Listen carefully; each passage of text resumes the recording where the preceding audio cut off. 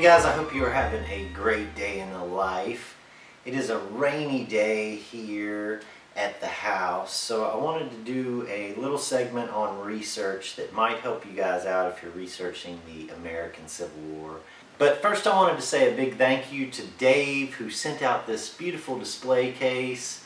I've put some relics in it. Evidently Dave is a viewer of the channel and a really great guitar picker, so thank you Dave for sending this out to me. I've already got some old colonial and Native American artifacts in there. I really appreciate that. It'll have a place in my display here at the house.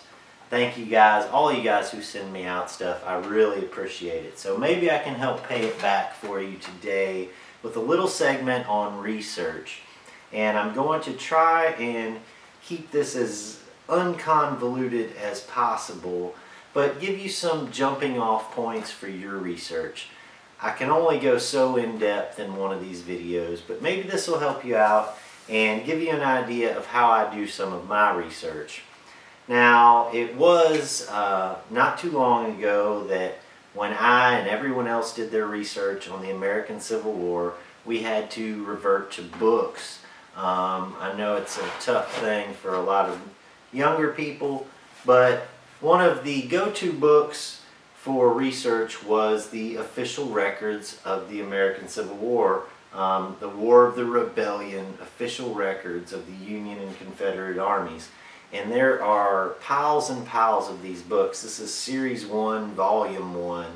And I don't know exactly how many books there are of this series, but there are a lot of them.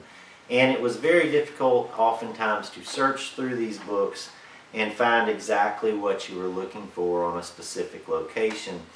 Luckily now we have the internet, and there have been some universities to do some amazing work with that. And there's a website that I use to search for locations. It is eHistory, and we'll go over to the computer in a minute and I'll explain how to get into that site and access a searchable database of these records from the American Civil War, which makes it really nice when you can type in a keyword and pull up any mention of that keyword in these official records through all of the volumes. So for the purposes of today's demonstration, I'm going to look at a site that I probably will never hunt. I have some friends down near there. Maybe this will help them, maybe it won't. But this is just for sort of a demonstration purpose of how I do this process. So I'm going to choose Kingston, Georgia. I know there was some Civil War activity in the area there. And there was some other large areas, Cassville, Adairsville, Atlanta, Marietta, where a lot of Civil War action happened that surrounded this area. So I'm going to start with Kingston, Georgia.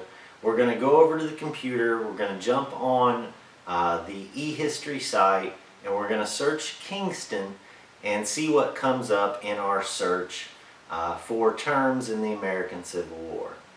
Let's head over there and then we'll come back and relate it to ways to put your finger on those locations. Okay, the first thing we're going to do is go to ehistory.osu.edu, and I'm going to put that link down below for you guys to make it easy for you to find. And once we get here, you'll notice there's a lot of resources. This is put on by Ohio State University, and there's a lot of different resources here you can search. But we're going to scroll down to popular links, and we're going to click on War of the Rebellion, Original Records of the Civil War. Now once we click on that, we have a search box right here where we can type in a keyword and search for that word within the entire records of the Civil War. Also note right down here we have a link that says Atlas. We're going to use that in just a minute. But for right now, let's go ahead and search for Kingston, Georgia.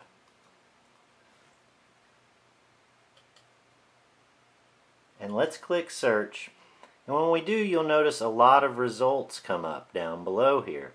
Now this is every mention of Kingston, Georgia in the records. And you'll notice that this goes on for several pages. We can click through to next, and there's a bunch more links of mentions of Kingston, Georgia. And so each one of these links will have some mention of Kingston, Georgia. And as you come down to the bottom, you can continue on reading. If you get to the end of this page, you can click and it will take you to the next page of that record. So you can kind of follow through the story of what happened. So once you have found some mention of Kingston, what I like to do is go through and search for individual keywords that would lead me to places. And some of those keywords might be the names of towns, but some other very, very useful keywords are the names of people who lived in the area, because there are oftentimes records to those people where you can trace exactly where they were. So in this case, in this mention of Kingston, Georgia, let's go through and see if we can find some mentions of places that might lead us to some Civil War relics. So I recommend that you go ahead and get out a piece of paper and a pen when you're doing this sort of research, and then you can kind of keep a list going of places that you come across that might be worth researching a little more. So as we read through this report, let's start here with the first full sentence. It says, as we passed Swanee's place, so let's write down Swanee. They found that there was hay in the stable, and a man was sent to forage some for the use of our animals. And then let's skip through here. He says, we proceeded to the house of Lindsay Hendricks. So let's write down Lindsay Hendricks. And last names were often the way people were referred to, but let's write down every reference they give us. Lindsay Hendricks. And we read on. He says there was no evidence of assertion of truth, blah, blah, blah. He says, then we proceeded to the residence of Madison Denman. So there's another name of a place, a residence of Madison Denman, sometimes called Captain Denman. I understand that he was a captain in the rebel army, but that he now belongs to no regular organization. They continue on. Let's see. They talk about, I sent a guard to the house of Barry Hook. So let's write that name down. Whom we had arrested at Crow's. So there's another name, Crow. They continue to talk about Hendricks, Possum Trot, which is another area up near Athens. That's kind of farther away. Let's see, can we get one more name here? Okay, here's one more. On my return at the Widow Collins, right here. So let's write down Widow Collins. And that should be enough references now for us to try and pull up some more information. So we can either continue to search some of these terms. We could say Widow Collins, Kingston.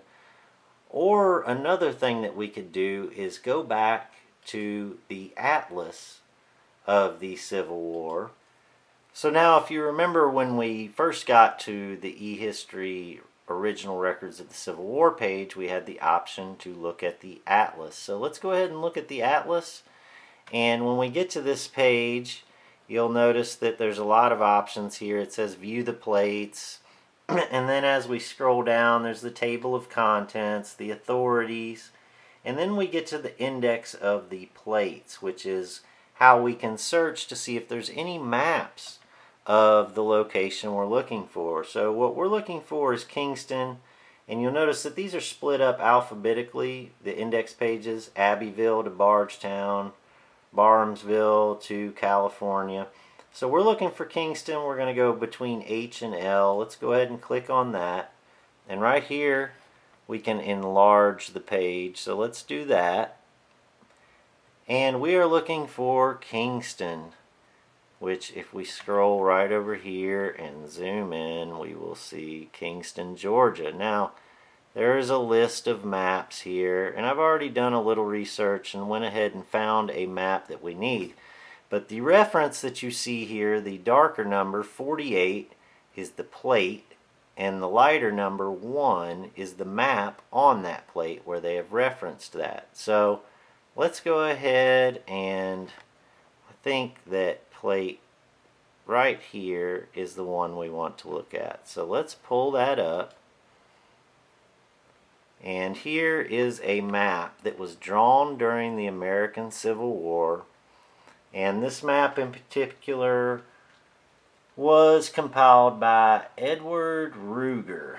And it was compiled for General Sherman's army. So this was compiled by the Union Army. And we notice when we look at this map, right here is Kingston. So I have this map in the actual atlas itself in book form. Let's go ahead and go back over to the actual book, and we'll look at how I can correlate some of this information we've drawn from the official records and put it into an actual physical place on a map. Let's head over there. Okay, so I have here the official military atlas of the Civil War. It is a huge book. They make a smaller version of this book, but if you can find it, I highly recommend you buy it. You will look through this book for 100 hours. There are maps of almost everywhere in the country. It will really be interesting to you, and I think it is an invaluable resource. Again, if you cannot find this book or you cannot afford this book, however, you can access these maps through the OSU eHistory website, and I encourage you to do that if you can't get the book, because it is invaluable information that you will find in these maps. So now that we have a map in front of us to look at, and you can pull this map up of Kingston, I'll go ahead and put the link to this map itself down in the description below too, so you can look at what I'm looking at here. But we go through and we start to look at the list that we compiled. So on this list that we compiled, we have some names like Henderson, Swanee, Hendricks, Denman, the Widow Collins, and Crow. And we can go through now on this map and start to look for these names. And some of them actually start to pop up. You can see here the Hendrick place. You can see here the Denman place, the Collins place. And these are all landmarks where we know there were troops at. So as you go through, you can actually find these places on the map, and then you can take more modern maps, overlay these maps, correlate these maps, and put your finger on the locations. A lot of these landmarks that you see on these maps within the Battle Atlas have probably not changed. Things like the railroad, the riverbeds, and although these maps were drawn by engineers in the 1800s, they're generally close to accurate, although the scale may be off a little bit. So putting your finger on the exact spot can be tricky, but this is a great jumping off point for you to look. Because oftentimes many of these roads would be named the same names that they are today. And with a little bit of investigation and common sense, you can easily put your finger on these locations. So I may go into this subject a little bit deeper as to how to take the information you find from these maps and translate it onto new maps in the future, but I think that this is probably a good jumping off point for a lot of you guys and may help a lot of you guys get started. I've actually compiled a big list here that I'm going to send off to my friends who are down here near Kingston of some places that I think they should look into, and I think that this will give you a whole new way of thinking if you just start to dive into it. Not only can you take all the names that you find in the official records and reference them to the maps, you can also take all the names that you find on the maps and reverse look up those names in the official records. So if there's a prominent landmark here that stands out to us like Woolley's Bridge or Clayton's Mill or Woolley's Mill, I can now take these names that I find on the map and go back over to the computer and search them in the official records and find out what happened there. So I hope that this information helps you guys get a little start in researching your own Civil War locations to hunt. And even if you live far away from these Civil War locations, maybe you can do some research and make a plan and go on a trip and go relic hunting one day. Hope this helps out a little bit. If you have any questions, leave them below. I will do my best to get to them. I've been really busy lately with a lot of other real life kind of stuff. But I'll do my best. Hope you're having a great day. See you tomorrow.